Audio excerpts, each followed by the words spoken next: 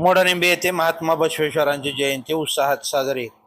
कायकवे कैलास हा मूलमंत्र देत श्रमाला सर्वोच्च स्थान देणाऱ्या व 12व्या शतकात स्त्री पुरुष समानतेचा पुरस्कार करत महिलांना समाजाच्या मुख्य प्रवाहात स्थान मिळवून देणाऱ्या महात्मा बसवेश्वरांची जयंती मोडणीम येथे उत्साहात साजरी करण्यात आली.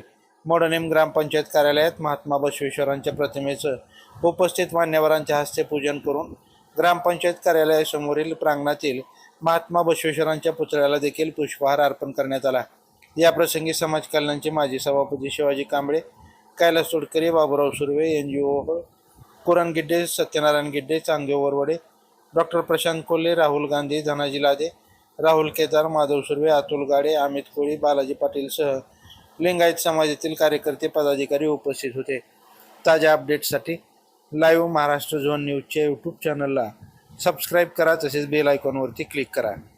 जय जय शंकरा पार्वती आळू तुझे बरोबर गौरा जय देव जय देव गाली लोकांगण वंदीन चरण डोळ्यान पाहिन रूप तुझे सोले अलिंगन